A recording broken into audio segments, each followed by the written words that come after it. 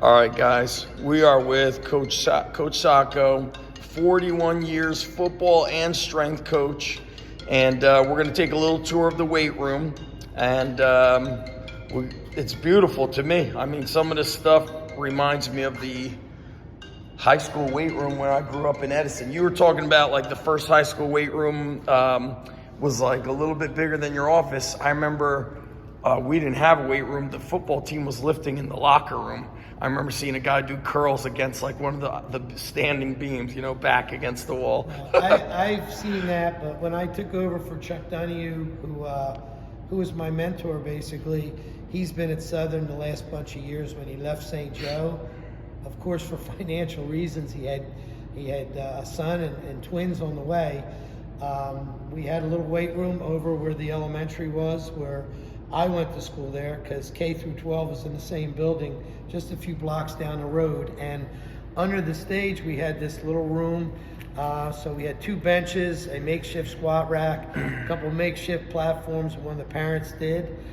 We didn't even have rubber matting. I think we had maybe 3 old Olympic bars. We From where? Were they York barbell? They were York barbell. They were very old and beat up, but that's where it started.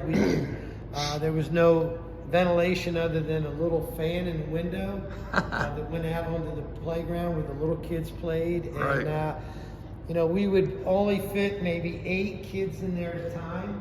And we had about 25 kids there when we started. So we'd line them up on the steps coming down into the weight room. And as one kid would get through, get off a bench, we'd bring them in. So it was a long process, but only having 25 kids at the time, or 23 kids, it was a great experience. So it all started there in that dungy little room. And we came over here in 2003, 2004. And we had both rooms, and I got to say that 90% of the equipment in here you see is through the years of myself being a competitive powerlifter. But when I met my wife of 30 years now, for 30 years, 31 plus years, every holiday, Christmas holiday, and every birthday, the gift was to get a piece of equipment for the weight room. So wow. I'm in the process of just trying to get rid of my stuff now. Lot of history here. So let's head over here, Paul. These squat racks are very unique. What's the story behind these? Where are they from, and who made them? Basically, I had a former player make them for me from Glassboro, New Jersey, and competing at the time. And we used these type of racks. They didn't have the monoliths back right. then, so I felt that I wanted a set made for myself. And then we bought this out of a company. This one was made for us out of a company in Pennsylvania.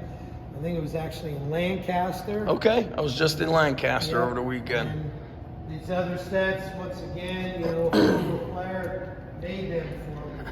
And this little set here was one that when I met my wife and I was training her at her home, I purchased it somewhere I saw online in a newspaper article, and that's basically what I was training her on with everything. So that's all you need, right? A bar and a rack. And, all the benches, other than the 2 you see in that back room, like I said, this room looks a lot different now than it did a couple weeks ago, because I'm in the process of cleaning it out. Cleaning things out. Hard to let go of the old iron weights. What about the squat racks in the back over there, Paul? Squat racks were also, made for me. Oh, wow. For the school. Somebody welded these together for you? Somebody made them for me. Beautiful. Same person, made them. We said we wanted a step squat rack. This is the only one in all my years here that the school did purchase it. Oh. But other than that, all the other squat racks, the Texas Power Bars. And this is the original Gerard trap bar, low handle. Yes, the Hex bar, whatever. I purchased the 2 super deadlift bars, all the boxes. We did buy a set of boxes, but one of my former players, again, who's a construction guy. Him and his brothers played for me from Sorali Construction, builds home. Matter of fact, he redid our home. You know, he did these boxes for me, and for the do box squats and stuff like that. You know? He was the guy that helped me out because you know, of his expertise. Right. This is I don't think I've seen this chest supported row. Power Systems, Lifetime. I couldn't tell you where we got it, but I did purchase it also. It's a beauty. Yeah. It's a real beauty. I guess it was Well, like I the. said, I wish you could have seen this place even probably a week or two ago. It looked a lot different. Way back, we purchased these from York Barbell. Right. Another former player, the father made all the chains for us. You know, so when we're doing chain work and a lot of history here. Who made, Coach, who made this? I don't know if, it's been a while since I've seen this squat rack, this kind. Do you know who made this rack? What brand? I'm trying to think. It might be out of Bob Thomas out of there. I got to find his card. Bob Thomas, who's that? He owns a company, you know. Gym Equipment Company? Gym Equipment Company. New Jersey guy, Pennsylvania? Yeah, Pennsylvania again, and it seems like everything comes out of Pennsylvania, doesn't it? I love this quote, the harder you work, the luckier you get.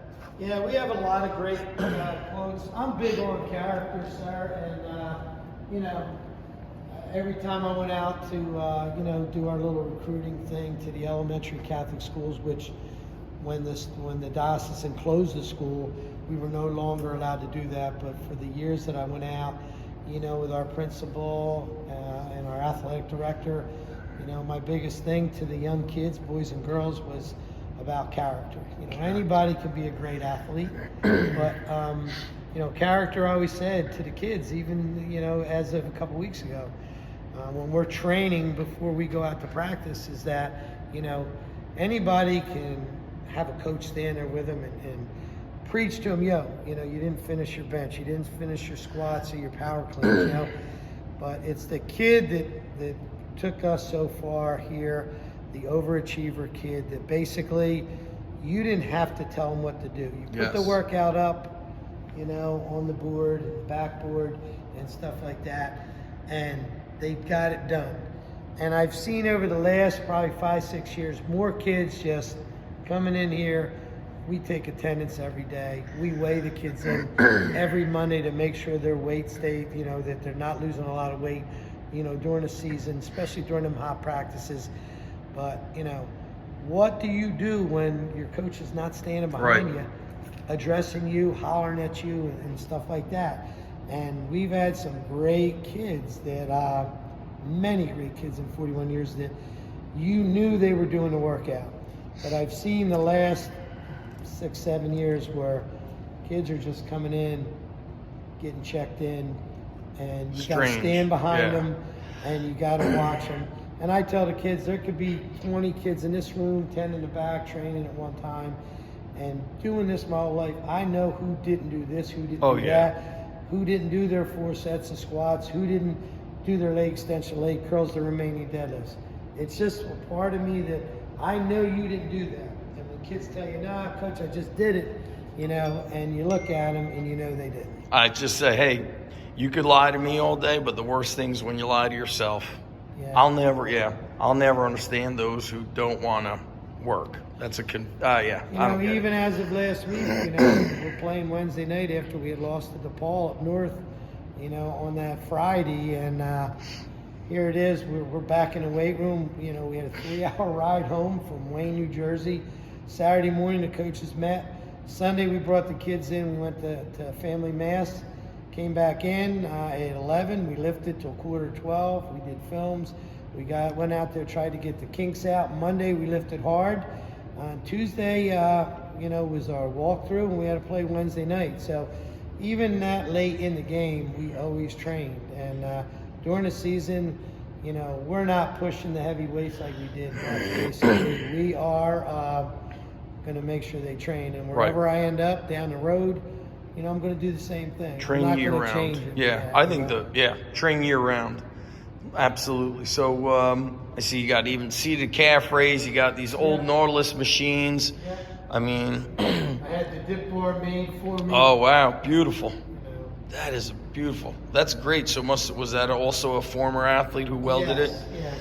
And you know, some of this stuff here, we went to a fitness warehouse. I guess it was in Defford. Gotcha. And they were just they had 25,000 square feet stacked in Oh, ceiling, jeez. bikes, treadmills, all used stuff.